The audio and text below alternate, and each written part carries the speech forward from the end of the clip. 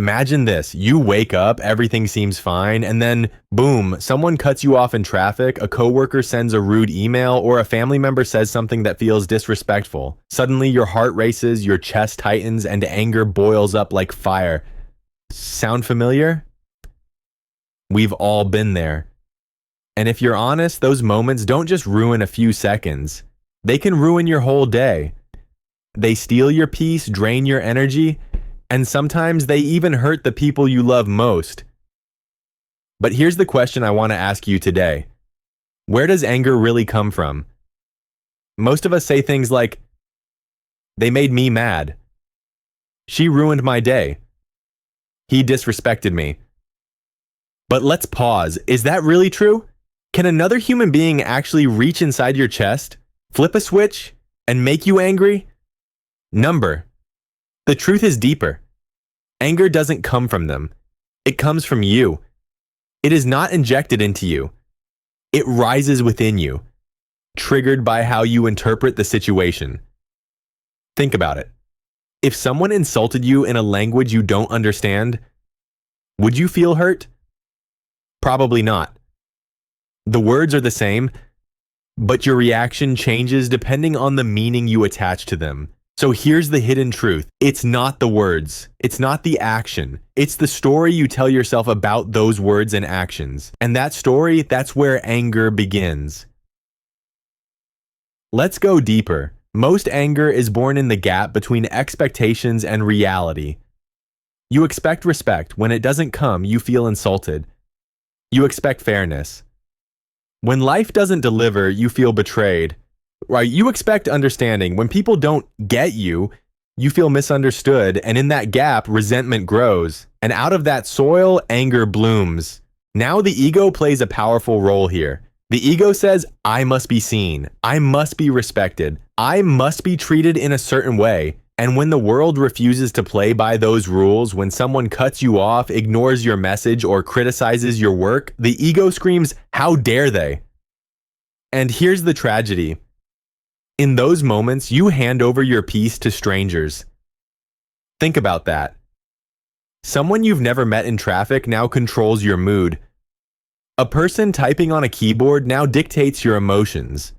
It's like giving the keys of your mind to someone who doesn't even care about you. Why do we do that?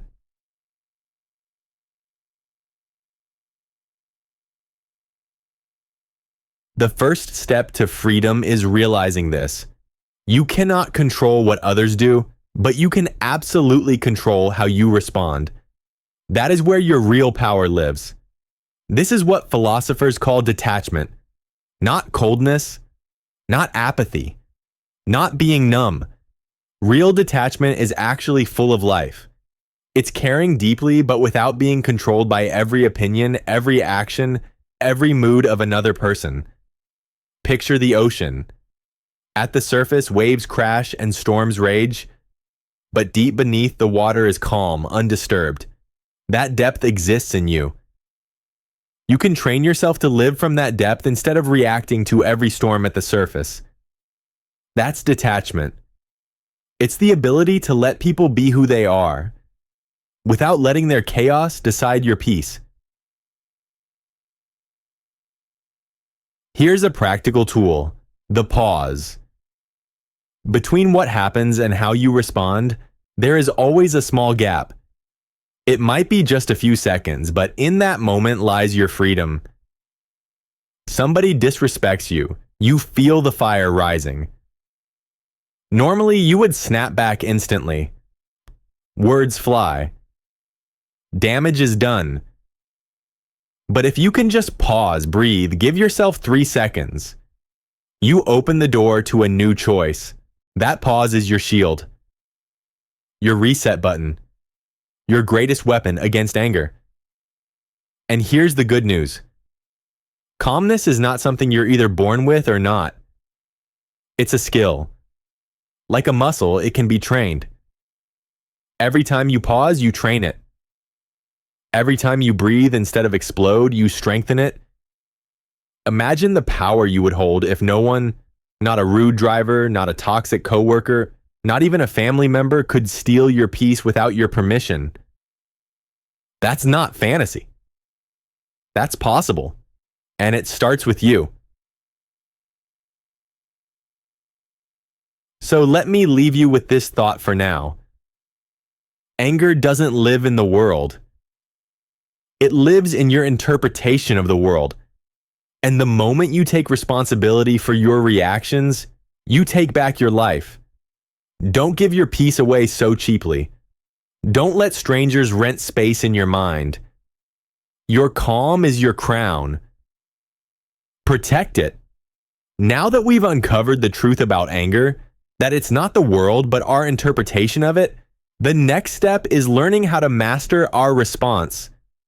Because here's the reality, life will not stop testing you. People will still cut you off. Coworkers will still send passive-aggressive emails. Friends, family, strangers. Someone will still say the wrong thing at the wrong time. The world isn't going to change. But you can. And the way you respond, that is the difference between a life of constant frustration and a life of inner freedom.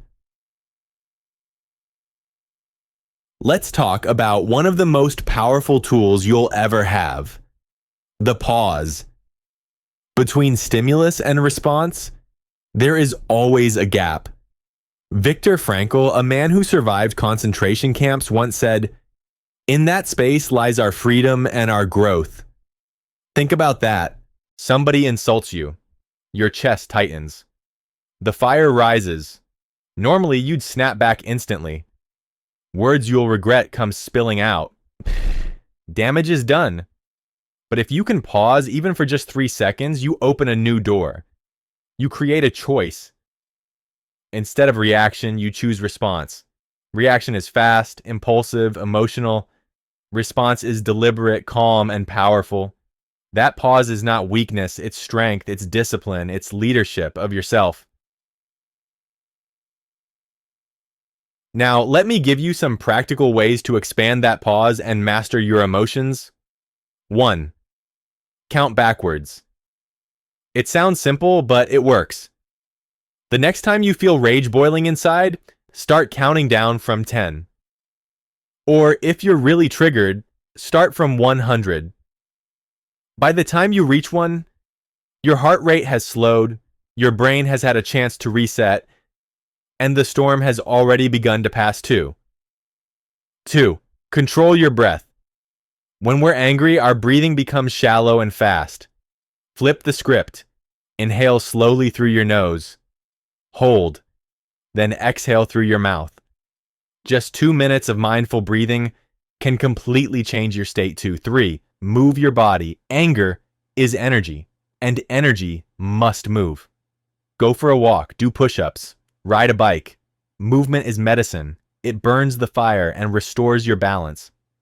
4. Use a mantra. When the storm is rising, words can anchor you. Whisper to yourself, "This will pass," or "Peace over anger," or simply, "Breathe."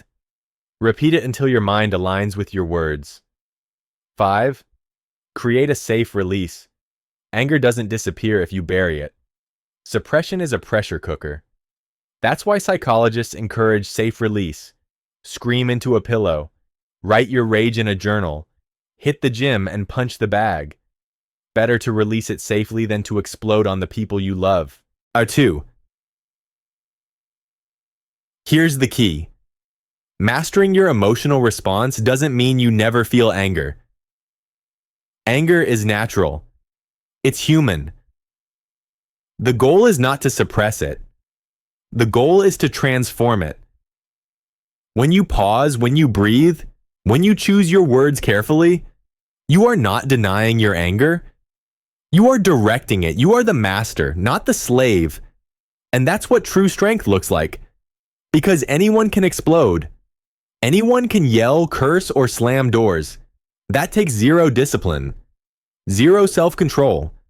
But holding your ground calmly, choosing silence when silence is stronger, walking away without losing your dignity, that takes courage. That takes power. The calm person is not weak. They are unshakable. They are in control.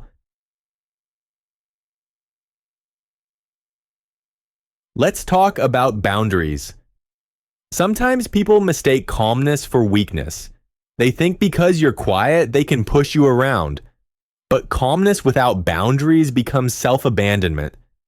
Real mastery means knowing when to say no. It means setting limits firmly but without rage.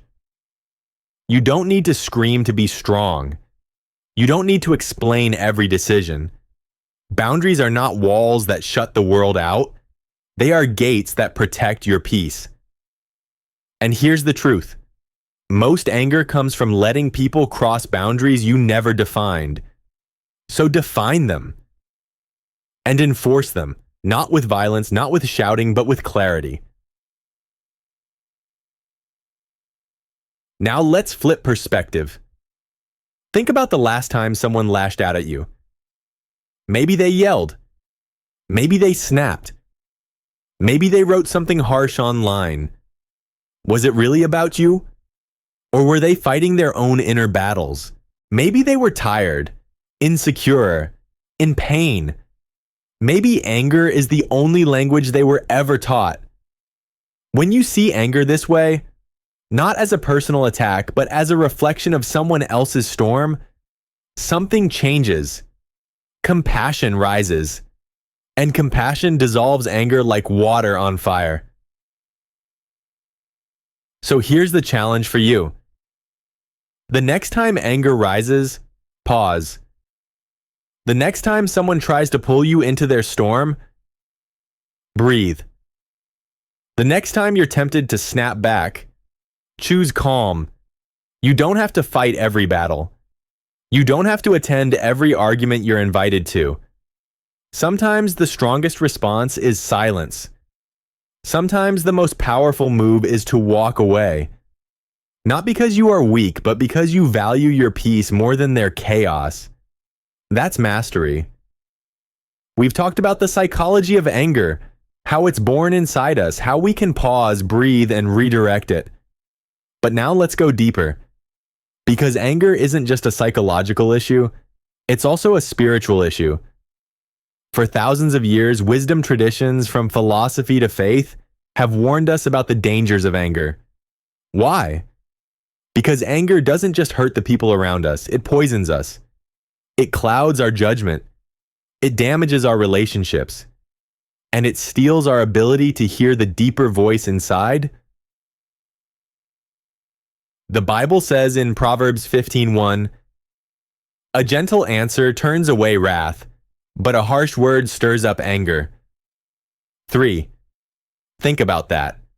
Words can be gasoline or they can be water. They can inflame or they can soothe. How many arguments have spun out of control simply because of one harsh word? How many relationships have been damaged not by the issue itself, but by the way it was said? And yet the reverse is also true. One soft, gentle, thoughtful response can disarm an entire storm. That's wisdom. That's spiritual maturity. The Bible also warns us in Ecclesiastes 7:9, "Do not be quickly provoked in your spirit, for anger resides in the lap of fools." 3. That hits hard, doesn't it? It's blunt, but it's true. When we let anger control us, we act foolishly. We make choices we regret. We say things we wish we could take back. And I think we've all had those moments. The text we wish we didn't send. The words we wish we didn't shout. The decisions we wish we didn't make in that heated second. That's why wisdom tells us, don't give anger that kind of power. But here's something profound. Not all anger is bad. Even the Bible acknowledges what we call righteous anger. Jesus himself got angry when the temple was being turned into a marketplace. Nehemiah got angry when people were being exploited. 3. There is a kind of anger that fuels justice, that defends the weak, that pushes us to make things right. But here's the difference. Righteous anger never loses self-control. It doesn't destroy, it builds. It doesn't wound, it heals. The danger is when we confuse righteous anger with ego-driven anger. One is rooted in love and justice. The other is rooted in pride and insecurity. So ask yourself, is my anger serving love? Or is it serving my ego? That question alone can change the way you see every conflict in your life. Here's another piece of wisdom. Don't carry anger with you. Ephesians 4:26 says, "Do not let the sun go down while you are still angry." 3. Why? Because anger festers. It grows. What starts as a spark can become a wildfire that burns through your heart, your home, your relationships. When you carry anger overnight, it hardens into bitterness. And bitterness is a prison. So here's a simple practice. Before you go to bed, let it go. Release it. Forgive even if they don't deserve it. Not because they are worthy, but because you are worthy of peace. Let's be real. Forgiveness is hard. Compassion is not easy. But they are the ultimate weapons against anger. When you see people not as enemies, but as wounded souls carrying invisible battles, everything changes. The driver who cut you off? Maybe he's rushing to the hospital. The coworker who snapped at you? Maybe she's drowning in stress you can't see. The friend who ghosted you? Maybe they're lost in their own confusion. This doesn't excuse their behavior, but it frees you from making it personal. It allows you to say, that's their storm, not mine. And don't forget this, anger doesn't only hurt others, it hurts you. Doctors now know that chronic anger is linked to high blood pressure, heart disease, weakened immunity. Stress literally eats away at your health. So when wisdom traditions say, let go of anger, it's not just about being a good person. It's about survival. It's about living longer, stronger, healthier.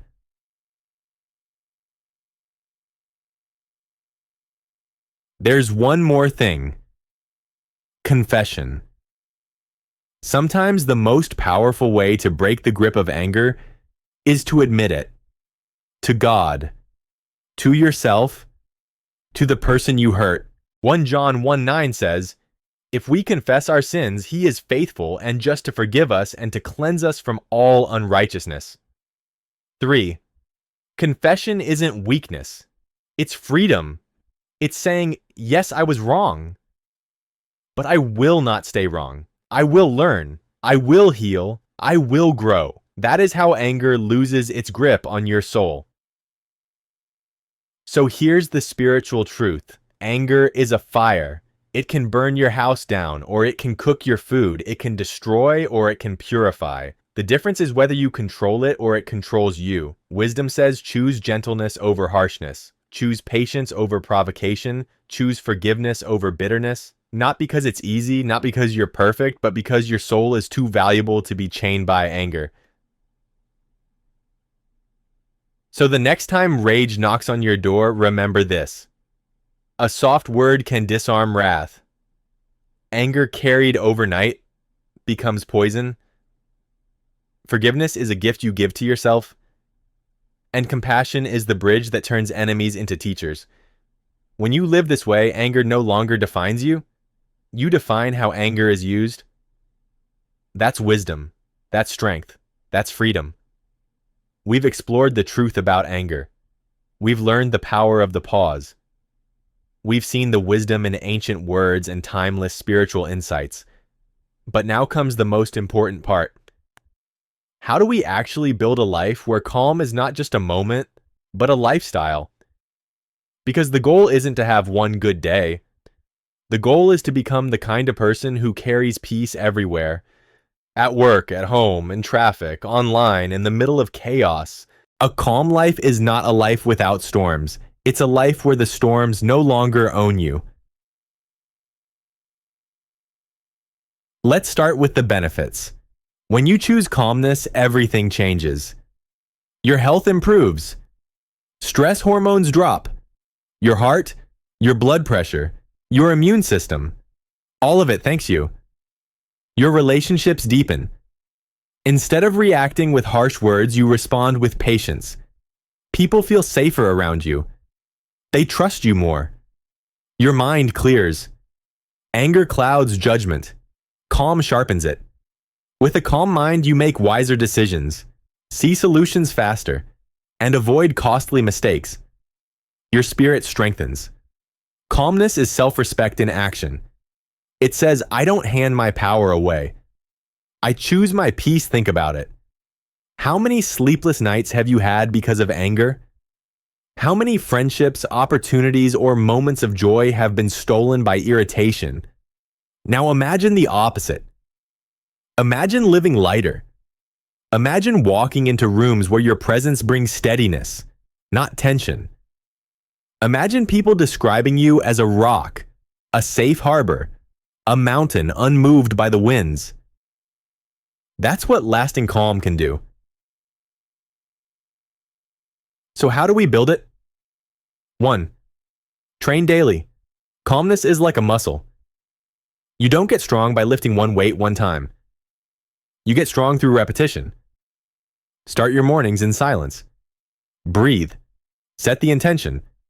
Today I will not give my peace away. 2. Notice your triggers. Is it the traffic? The slow cashier? That one family member? Awareness is everything. The moment you can name your triggers, you can tame them. 3. Practice the pause in small things. Don't wait for the big argument. Practice when your coffee order is wrong. Practice when the Wi-Fi drops. Every small pause prepares you for the big storms. 4. Create boundaries. Not everyone deserves access to your energy. Protect your space. Protect your time. Protect your heart. Boundaries are not selfish, they're sacred. 5. Choose acceptance. Life will not always be fair. People will not always be kind. Traffic will not always move. The more you resist reality, the more anger grows. Acceptance is not weakness, it is alignment with truth. Here's something beautiful. Calmness is contagious. When you remain composed in a heated room, others feel it. They soften. They mirror you. Your calm becomes a quiet revolution. Think about it. When was the last time you saw someone stay peaceful under pressure? Didn't it inspire you? Didn't it make you think, wow, I want that kind of strength? That's the gift you give the world when you live calmly. You give people permission to drop their guard, to breathe, to meet you in peace instead of war.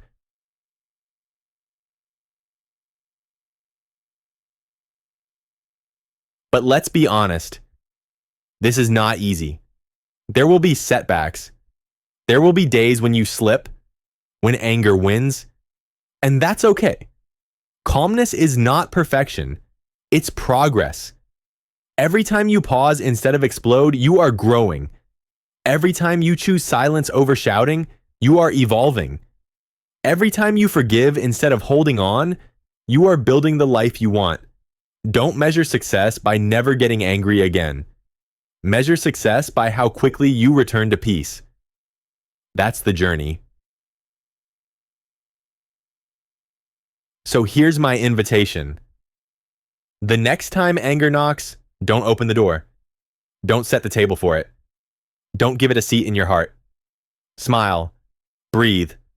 Stay rooted. Let anger wander past your house. Let it knock somewhere else. Because your home, your mind, your soul, is now a sanctuary. Bashad. Picture this. A heated argument. Voices rising. Accusations flying. You're there. You hear it all. But inside, you're calm. Your breath is steady. Your eyes are soft. If you speak, your words are measured. If you don't, your silence is powerful. And when the dust settles, you walk away carrying none of it with you. That is not fantasy. That is who you become when you practice calm day after day, choice after choice, pause after pause. And here's the ultimate truth. Peace of mind is not a gift others can hand you. It's a discipline you build, brick by brick, breath by breath, moment by moment. And once you have it, no one, not a stranger, not a critic, not even the storms of life, can take it from you. That's the life you were meant to live. A life not chained by anger. A life not controlled by others. A life where calm is your crown, your shield, your strength. So the next time life tests you, and it will, remember this. You are stronger than the storm. You are deeper than the waves. You are calmer than the chaos. Carry that calm wherever you go, because the world doesn't need more noise. It needs your peace. It needs your presence. It needs your calm. Start today